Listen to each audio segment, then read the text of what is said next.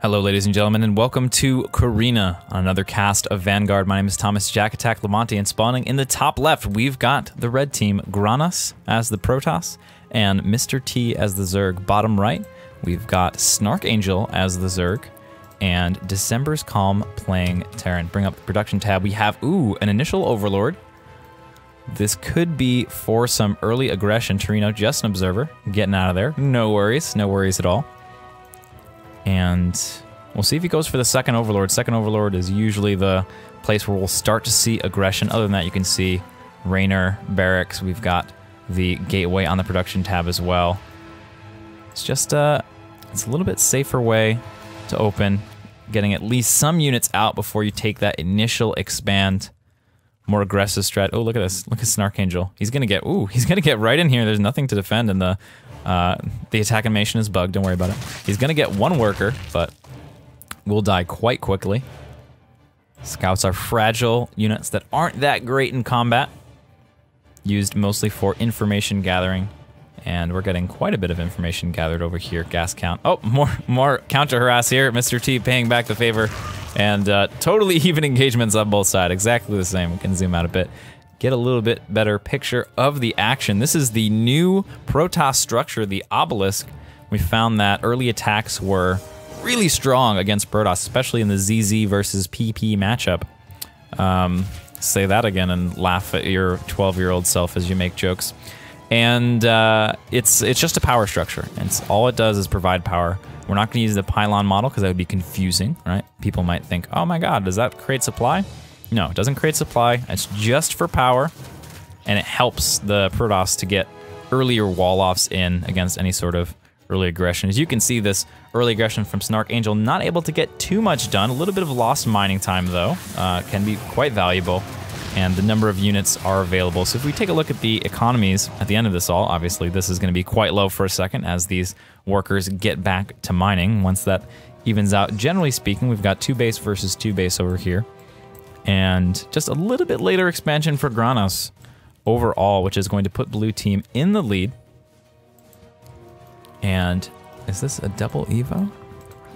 Evo spawning pool. Okay, so just one evolution chamber there. We've been seeing a lot of double evolution Zergling plays from all of our Zerg players very recently. And this is a bit of a mistake running in. Seeing what's going on, and what's going on is a very easy defense for blue. No scouting information, able to get done, no harassment. We're sort of ending this first phase of the game here, starting to dissipate. More and more units begin to get built up on either side. Quick layer coming in from our red Zerg player, Mr. T. And yeah, he'll be going for that double evolution style, going for the fast layer and then the hive to follow up, getting Zergling speed and adrenal glands as quickly as possible. Second evolution chamber coming in a little bit later for Snark Angel. So overall, the Zergs are playing in a sort of mirrored style. Take a look at the Terrans. December's Calm and Mr. T both taking bases, but Snark Angel taking the 6. It'll be 6 base to 5. Economic lead will go over to the blue team. In fact, they already seem to have it locked down from earlier. This earlier base means they got the saturation on their naturals just a bit earlier. Little scouting party of Zerglings. Gonna come out here and take a look, see what's going on. We do have a Diamondback. Some potential pushing power from Team Blue. See if they think it's the time to start leveraging it. Looks like they're just going to be cleaning up Xel'Naga turrets, gaining some additional energy. That means more fortifications, more spells for combat, and single attack moving out from these Zealots. This is going to be really nice timing. They should be able to cancel this base. The blue army very much out of position to defend this. Running back now, but looks like they're not going to make it in time. Gets the cancel off, delays it as much as possible. And nice little bit of a zone there. Actually, I think that worked against their favor in that particular case, because Snark Angel had some Zerglings ready nearby. Going to try to cut off these units, get a little bit of a sandwich going, but it looks like December not going with them. Will go and retreat as a little bit of a miss chrono there. It's a significant amount of Zelnaga energy, 75 are going to be missing, and interesting sort of scouting fortification. Not going to get too much done with a fortification here this far away from your armies. And we have Granas taking the 6th base for his team. And that'll be a significant cast advantage for the red team once that's up, since blue decided to take the mineral only. But huge attack coming in from these Zerglings. Going to get a couple of worker kills and potentially could focus down this base. They're thinking about it. Deciding instead that lost mining time and a couple of worker kills is enough. Going to get out of there. Some Banelings coming in. Banelings and Zerglings have a little bit less sharp of relationship in Vanguard compared to StarCraft 2. Takes 2 Banelings to kill a Zergling instead of just 1, so a little bit more room for error, a little bit lengthier engagements, a little bit less volatile engagements in the Lingbane versus Ling fights in Vanguard. Gonna go ahead and defend this fortification. Does lose about half, or maybe about 2/3 at this point of its hit points. And this is a nice play to control this side of the map. Make sure this base doesn't get taken. Often as a 6th or 7th base, this 12 o'clock base usually gets taken on Karina. Blue Army out of position as we have 2 forces, generally small forces, coming in. They're going to be engaging 1 at a time. Not a lot getting done. They do have speed. Zerglings do have speed, so they should be able to run by and maybe get some harassment done on this mineral line. But in the meantime, this little play with the Zerglings has allowed Granas to take down that fortification, sort of weaken that moment. Lingbane gonna move forward here. A lot of good things for the Banes to detonate on. Assuming they get into a good position, they do unfortunately go off on that Immortal. Not the way that you want things to go. More Zerg streaming across the map, but I think that this fight is pretty much over.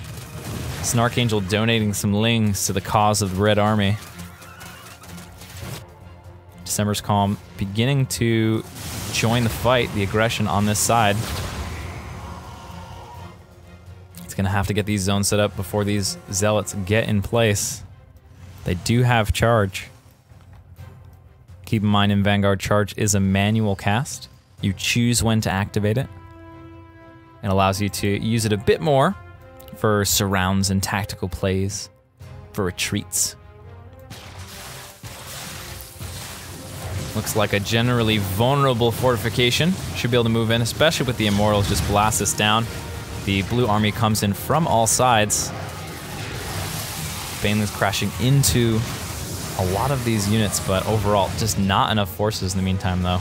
A bit of back and forth action going on here. Nice space control units, allowing December's Calm to basically lock down this terrain for a moment in time. And so far, the defense for blue is reasonable. It's held for the time being, and actually, these units getting out of position is gonna let him snipe an Immortal. It's a big pickup. Potential bit of a sandwich here. Counter sandwich, though, coming in. It's lunchtime, and this Zerg is gonna get, right into this position.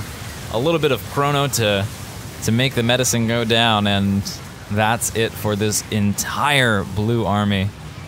Gets ripped to shreds. The reinforcements already ready to go, streaming out of the blue. Just Lingbane. If you look at the production tab, just going for Lings and upgrades, but very much behind this red opponent.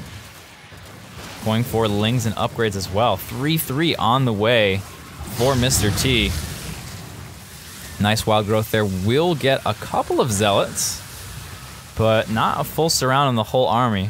So hard to tell if it's worth this 7th base. Coming down, by the way, for Mr. T, beginning to get saturated.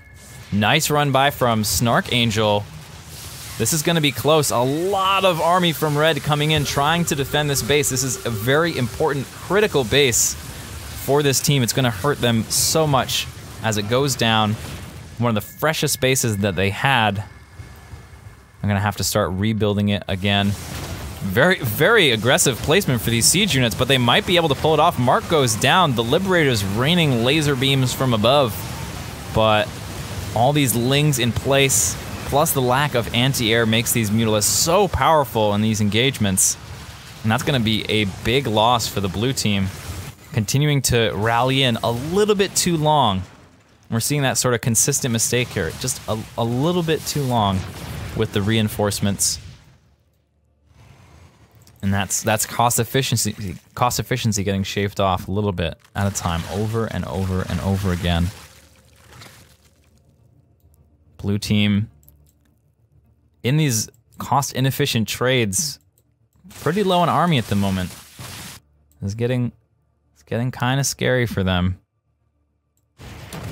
Mutalisk gonna do a bit of a run by here. The muta count is getting quite high. As, oh my god, this is a big committal.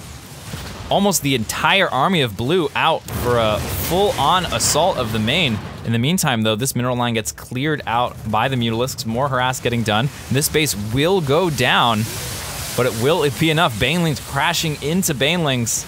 Reinforcements coming in from red from both angles. Really nicely done. Only using Lings, and in the meantime, these Mutalisks doing so much work in the main. Look at the economy of the blue team plummet. Their army size is tiny as well. Zealots running by. Incredibly frustrating situation for blue. It's going to be difficult for them to come back from this deficit. And they don't have any answer for these Mutalisks at all. Nothing is getting done. The entire main of December's column getting hollowed out.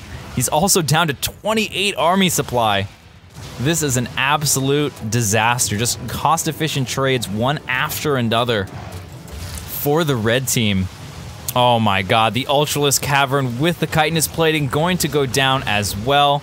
Completely uncontested. One Spore Crawler is the only anti-air in the vicinity. These Mutalisks ripping apart, punishing the blue team for not building enough anti-air, for investing too much into the ground force. And oh my god, look at this. Just look at the economies in the bottom right, and that's going to tell you the tale. The tech is being taken out. This is absolutely disastrous for the blue team for the time being. They're holding to it. They're sticking in the game for the time being. But this is a frightening position. Look at Granas taking this base all the way over here in enemy territory. That's how safe red team feels right now with their lead. Going to take down the spawning pool as well. Wild mutation on Mutalisks, one of the most powerful uses of wild mutation that you can use. A little bit of miss micro. This attack does get cleaned up, but the mutas are still alive and well. Let's see if we got into 3-3. We did indeed. Did manage to get the 3-3 beforehand, and some wraiths coming in. They've got that reactive cloaking, so the first time they get hit, they will cloak. And then that's going to be on a cooldown for just a bit. So they can run in, get a muta, run out. They're just scrambling right now. Everything they can, counterattacking. Oh my god, the drones as well. This is a full all-in from Snark Angel. The boys have been pulled. The drones are out. The Mutalisks are trying to be contested here as the hive is going down. Oh my god, and the Banelings are gonna be very effective against the drones as hope begins to dwindle into nothingness for Team Blue. Trying to micro these, oh man, the tenacity is amazing. Trying to micro these wraiths to get just the few, if they can just kill this air. Get a little bit of time left, but the follow-up is going to be absolutely disastrous. Look at this army. All they need to do is know that the moment has come and barrel into the main. It looks like the recognition is there as this gigantic army is going to come in. Banelings crashing into fortification structures. They don't care. GG! Well played. Well played for Mr. T and Granas. Incredible cost efficiency, defending all the aggression of the blue team. Blue team not able to get quite enough, but that wraps it up for this Vanguard cast. We'll see you next time.